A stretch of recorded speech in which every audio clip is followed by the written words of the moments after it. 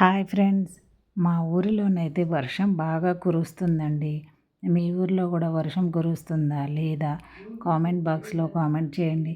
మా ఊర్లో 3 రోజుల నుంచి పట్టిన వర్షం వదిలిందే లేదండి. 3 రోజుల నుంచి ఇదే స్థితిలో వర్షం కురుస్తూనే ఉందండి బాగా. ఇంకా మేమైతే ఈ వర్షానికైతే ఎటు బయటికి కూడా వెళ్ళట్లేదండి.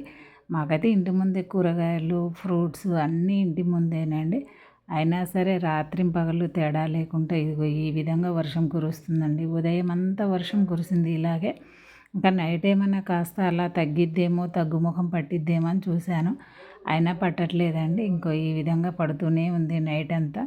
ఇలా 3 రోజుల నుంచి పడటం వల్ల చుట్టుపక్కల ఉన్న వాగులు, వంకలు, రోడ్లపైన నీళ్ళు వచ్చేసి చాలా ఇబ్బంది పడుతున్నారండి ప్రజలందరూ. చాలా అంటే చాలా ఇబ్బంది పడుతున్నారు. స్కూళ్ళకి వెళ్ళే పిల్లలతో సహా అండి. స్కూళ్ళలోకి పిల్లల్ని అయితే పంపించేటప్పుడు కొంచెం జాగ్రత్తగా పంపించండి. ఇంకా గుంతలలో నీళ్ళు ఆగిపోయి సైకిల్ తొక్కుతూ మా ఇంటి ముందే ఒక అమ్మాయి కింద పడిపోయిందండి. అమ్మాయికి కాలు బెనికిందో ఇరిగిందో తెలియదు. బాగా ఏడుస్తుంటే వెళ్ళి లేపాను.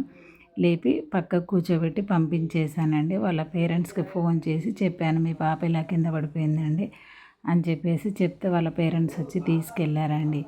అందుకనే పిల్లలకు అయితే కొద్దిగా జాగ్రత్త తీసుకోండి పిల్లల విషయంలో. ఇంకా పాతకాలం కట్టడాలు ఉంటాయి కదండి స్కూల్లో, ఆ స్కూళ్ళకైతే పిల్లల్ని పంపించేటప్పుడు ఇలా ముసురు పడుతున్నప్పుడు వర్షంలో పిల్లల్ని అయితే అసలు పంపించమాకండి. వర్షాకాలం ఏం కాదండి, 2 డేస్ 3 డేస్ స్కూల్లోకి పంపించకపోతే ఏం కాదు. పంపించి మనమైతే పిల్లలకి ఏదన్నా జరిగితే బాధపడలేం కదా. అందుకోసమనే చెప్తున్నా ఫ్రెండ్స్, అంతేగాని వేరే ఉద్దేశాలు అయితే ఏమి లేవండి. బాగా కురుస్తుంది కనుక వర్షం.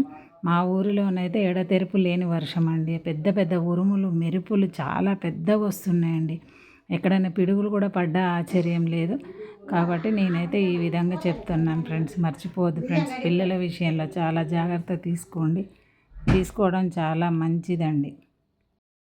పెద్దవాళ్ళైతే వెళ్ళేటప్పుడు, బయటికి వెళ్ళేటప్పుడు చాలా జాగ్రత్త అండి. రోడ్లు పాకురు పట్టినట్టుగా ఇంటి ముందు పాకురు పట్టి కింద పడటాలు అలాంటివి జరుగుతూ ఉంటాయి.